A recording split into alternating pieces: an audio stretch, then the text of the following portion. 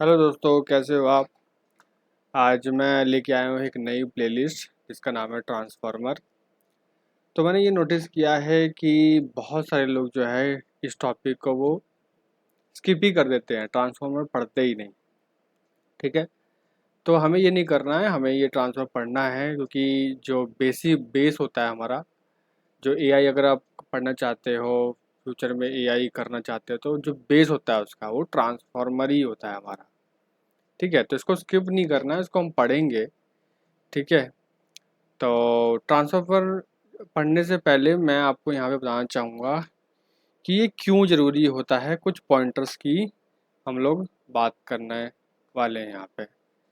तो Y transformer, transformer क्यों पढ़ना चाहिए।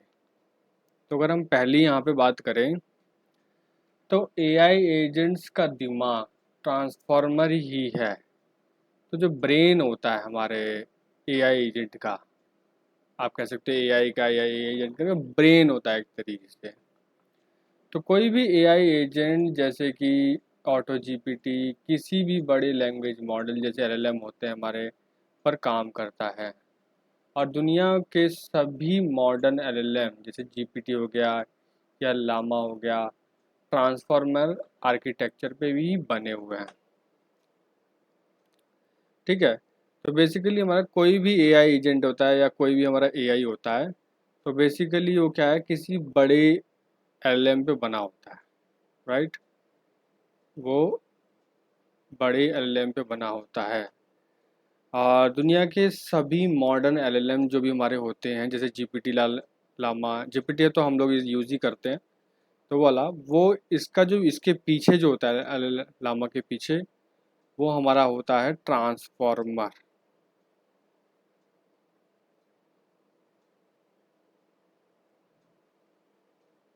इसके पीछे हमारा ट्रांसफॉर्मर ही काम करता है। तो फिर हम लोग सेकंड पॉइंट की तरफ बढ़ते हैं। तो सेकंड पॉइंट हमें जानेंगे कि ट्रांसफॉर्मर हमें क्यों पढ़ना चाहिए। तो कंटेक्स्ट याद रखने की ताकत, कंटेक्स्ट को याद करने की ताकत। तो ये सबसे इम्पोर्टेंट चीज़ है, कंटेक्स्ट। कंटेक्स्ट मतलब कि जो हमने चीज़ बोली है उसका, उसको पूरी तरीके से समराइज करके समझना उसको। तो जो हमारे पुराने डीप लर्निंग मॉडल्स जैसे आरएनएन हमारे हुआ करते थे, आरएनएन, तो लंबे प्रॉम्प्ट भूल जाते थे। जैसे आप इनको बड़े मैसेज देते थे हम लोग इनको, ठीक है, बहुत बड़ा मैसेज अगर आपने इनको दे दिया तो ये क्या करते थे, भूल जाते थे उसको। तो ट्रांसफॉर्मर्स अपने अटेंशन मैकेनिज्म, जो हमारे ट्रांसफॉर्मर बाद में आ गए, जो ट्रांसफॉर्मर आ गए हमारे, इसमें होता था हमारा, आप कह सकते हो अटेंशन मैकेनिज्म। अटेंशन मैकेनिज्म की वजह से लंबे डेटा और पुरानी बातचीत को भी याद रख पाते थे, जो एजेंट्स के लिए बहुत ज़रूरी है। तो बेसिकली इसलिए हमारे लिए बहुत फ़ायदेमंद है, क्योंकि जो हमारे ट्रांसफार्मर होते हैं अटेंशन मैकेनिज्म की वजह से चीज़ों को याद रख पाते हैं। और जो हमारे पुराने मॉडल्स होते थे जैसे आरएनएन वगैरह ये सब होते थे, तो ये भूल जाते थे। अगर आप बहुत बड़ा मैसेज इनको दे दो, एक दो सेंटेंस का बहुत बड़ा मैसेज है, तो वो शुरुआती कुछ सेंटेंस वर्ड्स को भूलना शुरू हो जाते थे। जैसे आप इनको अगर बहुत सारे बड़े बड़े वर्ड दे दिए, तो क्या करते थे कि जैसे जैसे वर्ड आपके सेंटेंस बढ़ते जाते थे, तो पिछला जितना भी है ये सब भूलना शुरू हो जाता था। ठीक है, इसलिए तो हमारा जो ट्रांसफॉर्मर है वो चीज़ों को याद रखता है। तो फिर अब हम लोग देखते हैं थर्ड पॉइंट कि क्यों ज़रूरी है। थर्ड होता है हमारा reasoning and planning. Reasoning and planning. तो बेसिकली एक एआई एजेंट का काम सिर्फ जवाब देना नहीं होता। जैसे हमारा एमएल में आपने देखा होगा, मशीन लर्निंग में आपने कोई इसको इनपुट दिया और वो बाद में जाके मॉडल्स में हमें आउटपुट देता था। तो ये सिर्फ इनपुट और आउटपुट का काम नहीं है हमारे, आप ट्रांसफार्मर में समझ सकते हो। ट्रांसफार्मर बेसिकली हमारे बल्कि खुद सोचना और प्लान बनाना होता है। तो खुद की थिंकिंग पावर होती है, जैसे कि गोल्स बनाना। ठीक है, तो ट्रांसफार्मर टेक्स्ट को इस गहराई से प्रोसेस करते हैं कि वे कॉम्प्लेक्स रीजनिंग कर पाते हैं। तो जो कॉम्प्लेक्स चीज़ें हैं उसको भी हमारा ट्रांसफार्मर बहुत तरीके से कर पाता है।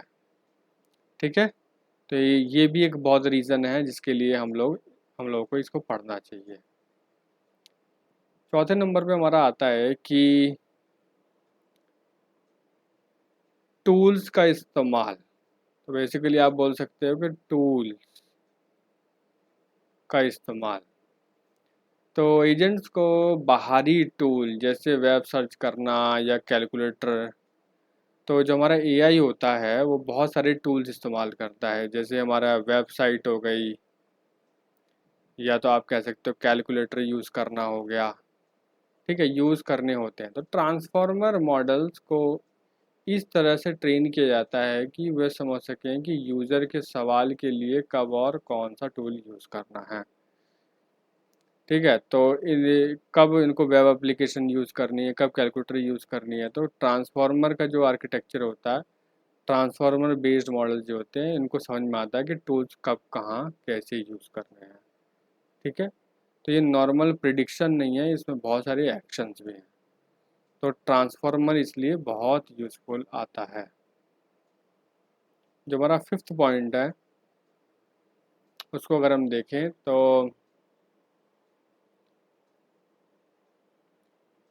तो सीखने का सही क्रम ये है कि द बेसिक से सीधे एडवांस लेवल पर नहीं जा सकते।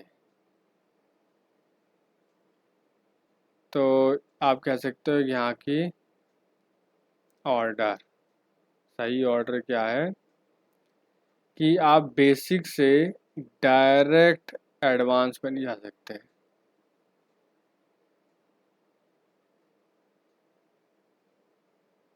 ठीक है, उसके लिए करना पड़ेगा डीप लर्निंग और न्यूरल नेटवर्क से आगे बढ़ते हुए आपको देखो डीप लर्निंग तो पढ़ना ही पड़ेगा, ये तो करना ही करना है। उसमें आपको न्यूरल नेटवर्क भी सीखना ही सीखना है। ठीक है, उसके बाद ऑटोनोमस एआई एजेंट्स वो सब यूज़ करते हैं लैंग चेन, रैग तक पहुंचने के बीच में ट्रांसफार्मर ही वो सबसे ज़रूरी ब्रिज है जो पूरी थ्योरी को प्रैक्टिकल में बदलते हैं। ठीक है, तो आप ये सब अगर कर रहे हो और अगर आप एआई भी सीख रहे हो जिसके अंदर हमारा लैंग चेन होता है, रैग होता है, ठीक है, तो यहाँ से लेके अगर यहाँ तक जाना है तो बीच में आपका पड़ता है ट्रांसफार्मर। यहाँ पे अगर आप कह सकते हो कि बीच में ट्रांसफार्मर पड़ता है, उसको करना आपको बहुत ज़रूरी है। कई लोग उसको स्किप कर देते हैं जो कि बहुत गलत करते हैं। तो ये आपको इसका आर्किटेक्चर, इसकी वर्किंग और ये क्यों यूज़ करते हैं इसको समझना बहुत ज़रूरी है। ठीक है, तो उम्मीद करता हूँ मेरी वीडियो आपको अच्छी लगी होगी। आज इतना ही जानेंगे कि ट्रांसफार्मर क्यों लर्न करना पड़ता है। 5 पॉइंट्स मैंने आपको बता दिए। तो वीडियो अगर अच्छी लगी है तो वीडियो को लाइक ज़रूर करें। ठीक है, और फीडबैक अगर आप देना चाहते हो तो कमेंट ज़रूर करें, और चैनल को सब्सक्राइब करना ना भूलें।